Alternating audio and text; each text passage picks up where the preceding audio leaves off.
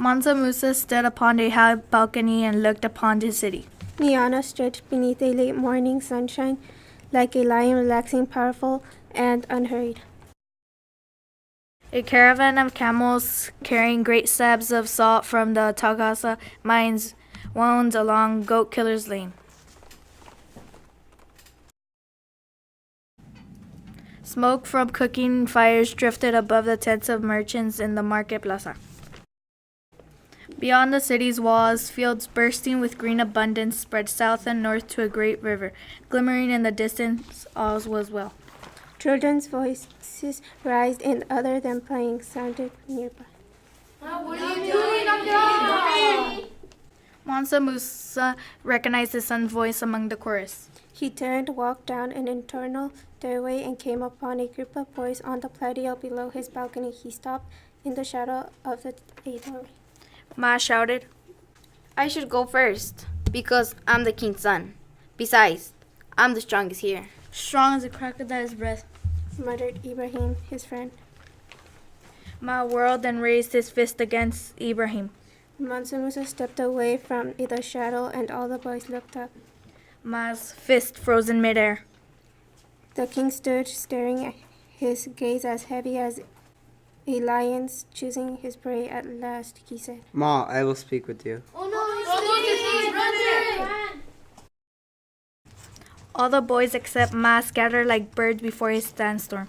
Ma took a few steps toward his father, stopped, and looked down. Mansa Musa took a step towards his Ma and rested his heavy hand upon his shoulder. My son, do you know the Jerboa? Puzzled, Ma looked up.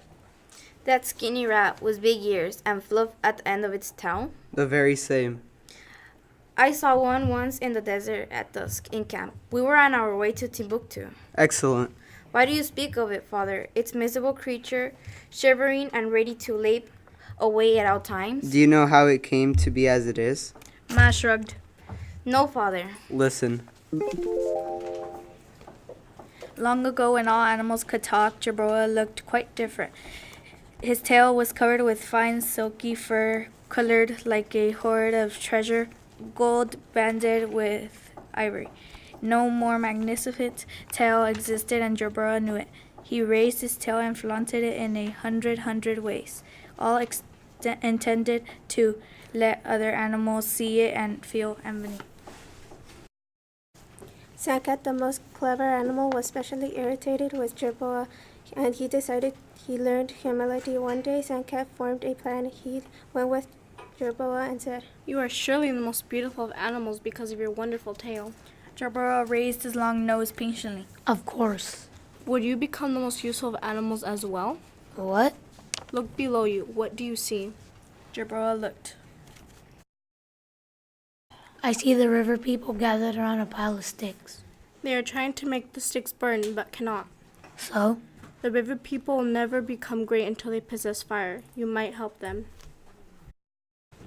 I? You? How? The people beyond the mountain have fire. You might steal it from them, and bring it here. Steal it? Certainly. Simply dash through their fire, show it your wondrous tail, and it will chase you here. Your unequal speed will allow you to stay ahead of it without difficulty. Perhaps you're right. I am right. Once you have given them fire, the river people will acclaim you 10 times more than they do now. Jerboa nodded. It is right that I should be so acclaimed. That very night, Jerboa crouched in the shadow at the edge of a mountain people's hut, a great fire crackling and roaring, burning in the center of the village. Jerboa felt some doubt as he looked at the mighty fire, but Sankat's words returned to him. Acclaim, he whispered to himself. Then he streaked toward the fire, gathered himself, and leaped high. Fire's yellow fingers reached up and grabbed at his tail, but he sailed between them and landed on the ground running. Look, what you doing? Stop it! Jerboa ran and ran, but he felt a strange stinging. He looked over his shoulder. Fire was right there, chasing him, gripping his tail. He ran harder. He ran up the mountain. And then down the mountain. Jerboa reached the village of the river people. He crashed into their piles of sticks and it burst into flame. From that moment on, they possessed fire. The river people had never seen more comical sights. They burst into laughter and fell rolling upon the ground. Jerboa ran even faster, his tail sparked like a comet. Until a grandmother took pity upon him and doused him with a full gourd of water. Tell me again, my son, how Jerboa's tail appears. Ma nodded. It is naked, father, except for the black stuff at the end. Mansa Musa folded his heavy arms over his chest. Now you know why. Ma did not answer. Also, his ears grew large from listening for the crackle of fire behind him. Is this true, father? The truth is before your eyes. Mansa Musa leaned forward. What lesson might you learn from this tale? Ma shrugged. Not to catch my tail on fire. Bah! Think. Ma thought but did not speak. Mansa Musa growled. Pride. Bloated pride cost Jerboa his beautiful tail.